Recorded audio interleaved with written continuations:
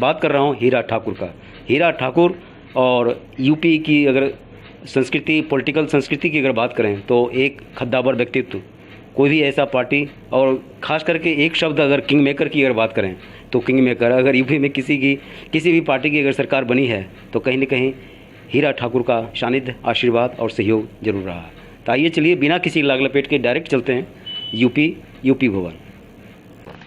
सबसे पहले सिद्धांत संग्राम को मैं बधाई देता हूं कि एक पिछड़े और गरीब मजलूमों के बीच में काम करने वाले हम जैसे लोगों के पास में मीडिया अगर दुख दर्द पूछने आती है तो मैं समझता हूँ ये मेरा सौभाग्य ही नहीं बल्कि उस समाज का सौभाग्य है जिसको सदियों से पछाड़ा गया है जी।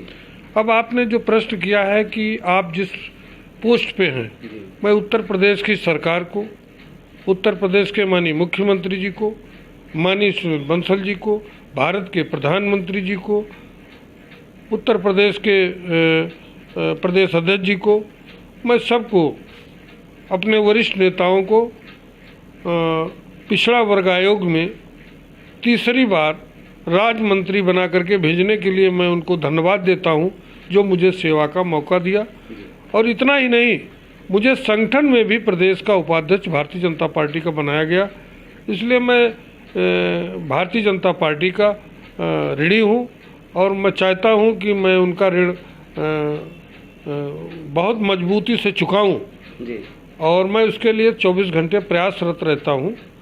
आपने कहा पिछड़ा वर्ग की बात, पिछड़ा वर्ग का इतिहास है जब से इसका गठन हुआ होगा आज तारीख तक सर्वाधिक कम समय में जो हमने सुनवाई की है और उत्तर प्रदेश के पिछड़े वर्ग को जो हमने न्याय दिया है वो इतिहास के पन्नों में दर्ज किया जाएगा।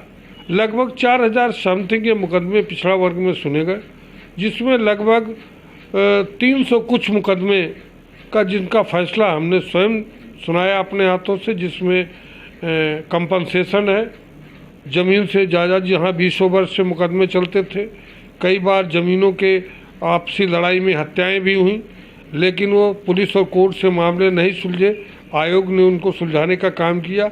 इसी तरीके सरकार, पिछली सरकारों द्वारा बहुत से ऐसे पिछड़ों के काम थे जो नहीं किए थे, जिसकी वजह से वो काफ़ी समय से उत्तर प्रदेश के पिछड़े वर्ग के लोग पीड़ित थे, उसको काम भी करके दिया और उनको सम्मान भी दिया। और हमने नहीं, मैं तो भारत के प्रधानमंत्री जी को धन्यवाद देता हूँ जो संवैधानिक दर्जा दे करके जो ताकत हमको दिया है, उसी ताकत की वजह से उत्तर प्रदेश के अधिकारियों से हम काम लेते हैं। काम का तरीका ये है, उनको एक भी पिछड़े वर्ग के लोगों को एक भी रुपया खर्च नहीं करना, एक प्रार्थना पत्र बनाना है, हमारे आयोग में उसको फैक्स कर देना है या रजिस्ट्री कर दे या स्वयं जा कर के दे दे, उसको 15 दिन के अंदर हम संज्ञान ले लेते हैं और उस विभाग को, उस अधिकारी को नोटिस देते हैं। अगर वो समस्या का समाधान 15 दिन में नहीं करते हैं तो हम जवाब मांगते हैं, उसके बाद फिर उनको नोटिस देते हैं। फिर भी अगर कार्रवाई नहीं करते हैं तो आयोग सीधे अधिकारी के खिलाफ कार्रवाई करता है और पीड़ित पक्ष को हम न्याय देते हैं जी। अगर चुनौतियों की बात करें तो कौन कौन सी ऐसी चुनौतियां आपने जो है जनता की अदालत, जनता की समस्या को सॉल्यूशन के दौरान आपने महसूस किया, जिसका लग रहा है कि निकट भविष्य में, अभी तो चुनाव हैं सर पे, कुछ दबाव ऐसे होंगे, लेकिन लग रहा है कि अगर आगामी सरकार बनती है आपकी तो उसमें इन सारे मुद्दों के ऊपर आप काम करें? पहले तो मैं दावे के साथ कहता हूँ 2022 में भारी बहुमत से भारतीय जनता पार्टी की सरकार बनेगी और आने वाले लोकसभा की भी सरकार बनेगी। मैं इसलिए कह रहा हूँ, उत्तर प्रदेश में अभी चंद दिन पहले एक परीक्षण हो चुका है जिसमें लोकसभा के चुनाव में कांग्रेस पार्टी, समाजवादी पार्टी और बहुजन समाज पार्टी तीनों मिलकर के भारतीय जनता पार्टी को हराने के लिए पूरी ताकत लगा लिया। परिणाम क्या आया आप लोग जानते हो, 5 सीटें समाजवादी पार्टी की हैं, 10 सीटें भारतीय बहुजन समाज पार्टी की हैं, 1 सीट कांग्रेस की है। इसलिए कांग्रेस तो पूरे देश से साफ है, समाजवादी पार्टी हाफ है और बहुजन समाज पार्टी गायब है, अब यहाँ कुछ नहीं है। मंत्री जी, आपके आशीर्वाद से ही बुआ बबुआ को मौका मिला और बुआ बबुआ फिर आ रही है कमल को मुरझाने के लिए। देखिए, ये गलतफहमी में है, ये बुआ और बबुआ, मैं आपको इतिहास बताए दे रहा हूँ। मैं जब बहुजन समाज पार्टी में हमको बहन जी ने बुलाया और मैंने बड़ी मेहनत और लगन से काम किया। जब गरीब मजलूम जागा तो बड़े पैमाने पर अति पिछड़ी जातियाँ जो थी, जिनकी 53% आबादी उत्तर प्रदेश में देश में है, 53 में 35% प्रजा जातियाँ हैं। उन प्रजा जातियों का केवल एक नेता है जिसका नाम हीरा ठाकुर है, और नहीं तो कर्पूरी ठाकुर के बाद इस देश में इनकी कोई वकालत करने वाला नहीं।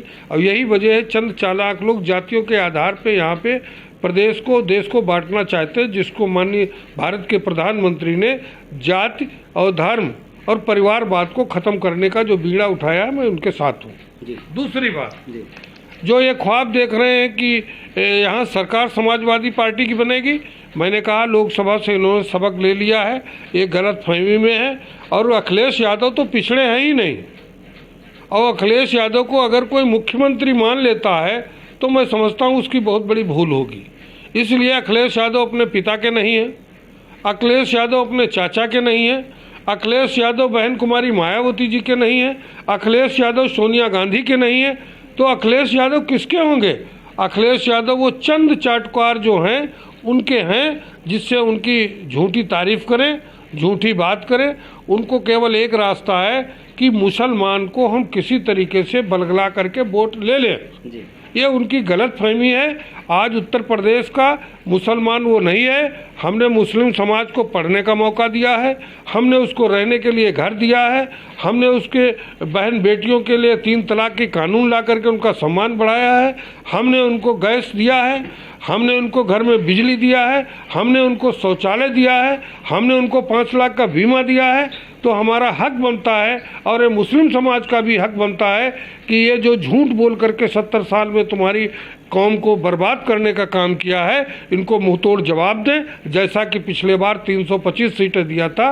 मेरा उत्तर प्रदेश के सभी समाज से मेरा अनुरोध है, और ख़ास तौर से अति पिछड़े जो प्रजा जातियाँ हैं, जैसे पिछले वर्ग में एक तरफा वोट किया था, इस बार भी करें। और जो यहाँ पसमंजा समाज है, मुस्लिम समाज में पसमंजा समाज है, कुमार, कहार, लोहार, नाई, बढ़ई, छोटे छोटे वर्ग के लोग हैं, ये पहले भी हमारे साथ थे, आज भी हैं और आगे भी रहेंगे। और 325 जो हमारी सीटें थी, ये गलत फहमी है। आंखें ना, जब चुनाव आएगा, एक गांव में कहावत है कि बापन मारी मूसरी बेटन तीरंदाज। नेताजी पूरी जिंदगी संघर्ष करते रहे, बहुमत नहीं आया। जब हीरा ठाकुर गए तो 325 आ गया, और हीरा ठाकुर जब चले आए तो इनके पास 45 रह गया। तो इनको अपनी हैसियत समझ लेना चाहिए। हीरा ठाकुर पिछड़ी जात के नेता है या अखिलेश यादव ने। और सिद्धांत संग्राम के पास जो आकलन है उसके अनुसार 2022 में हीरा ठाकुर एक महत्वपूर्ण जिम्मेदारी, एक उभरता हुआ सितारा के रूप में आ रहे हैं। और इन्हीं सारे शुभकामनाओं के साथ फिर मिलते हैं नए मुद्दे, नए सरोकार, नई संस्कृति, किसी नए सिद्धांत के साथ। तब तक जुड़े रहें और देखते रहें सिद्धांत संग्राम। सलमा खां के साथ विजय विद्रोही, यूपी भवन, दिल्ली।